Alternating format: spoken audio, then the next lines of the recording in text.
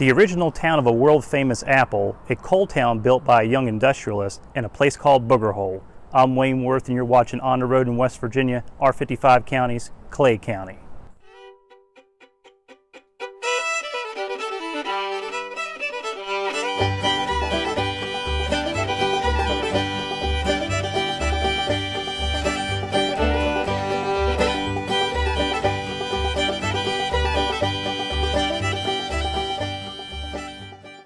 Long before coal was king and apples were sweet, the area that we call Clay County today was a rugged and isolated series of hollers that even the early pioneers didn't find attractive for permanent settlement.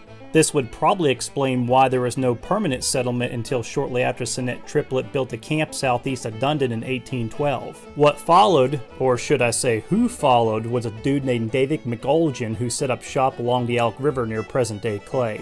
Now, it took until 1860 and the dawn of the American Civil War for Clay County to even reach a population of around 1,700. However, the 1890s would bring some big changes by the way of a big industrial boom. Other than some internal fighting amongst county residents over their allegiances to the Union or the Confederacy, Clay County didn't see much action during the Civil War. The decades that followed the war, especially with the coming of the Buffalo Creek and Gully Railroad and the Coal and Coke Railroad, which would later become the B&O, Clay County would see its population spike by around 3,000 by 1890. The railroad would also bring large-scale coal mining and timbering to the eastern side of the county, and as a result, the town of Clay, which was first called Marshall, then Henry, then Clay Courthouse, before finally being named Clay, was incorporated in 1895. The real growth and prosperity came right here in the early 1900s when a young man fresh out of Harvard Law School built this once booming town from the ground up.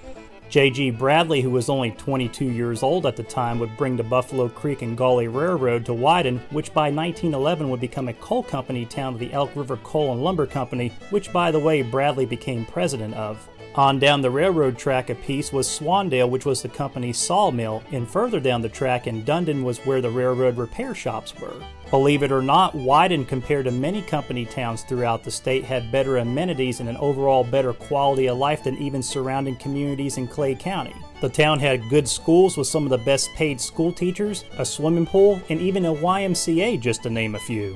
However, Wyden was a company town, and with company towns meant that just about every aspect of your life was controlled by the company. For much of West Virginia, though, especially after the New Deal legislation was passed during the 1930s, many coal mines throughout the state became unionized, not Wyden.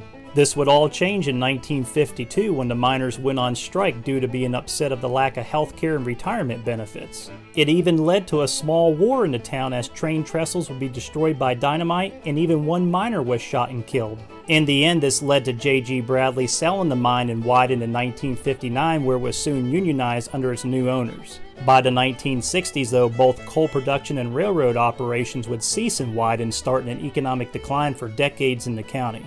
Now, the early 1900s would also bring a rather interesting series of mysterious events, and it would all happen right here in this holler. Today, we call this holler Rush Fork, just over the hill from the community of Big Otter. However, there was a time when this small, isolated area was called Booger Hole.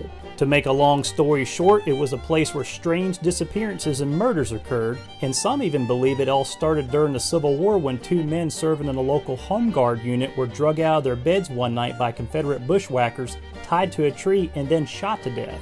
What followed were stories consisting of a stonemason mysteriously disappearing, a lady named Lacey Ann Boggs being shot and killed after telling folks she knew where the stonemason's body was, and a story of a man named Preston Tanner who was allegedly killed by a man who had a crush on his wife. Now, Tanner's murder led to a mob of Clay County citizens to make a trip to Booger Hole, where they ordered the residents of Booger Hole to leave or they would be killed.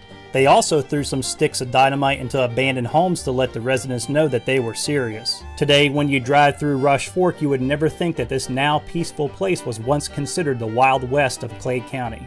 On a sweeter note, Clay County would also make a significant contribution to our nation's apple industry. Discovered in 1912 on a hill near Porter Creek and described as a chance seedling, the Golden Delicious apple was born. The apple was such a hit that it soon became one of the leading cultivated species of apples worldwide. Heck, in 1995, the Golden Delicious apple was even designated as our state fruit, and every fall since 1972, the county has an annual Golden Delicious Festival in celebration of its famous apple.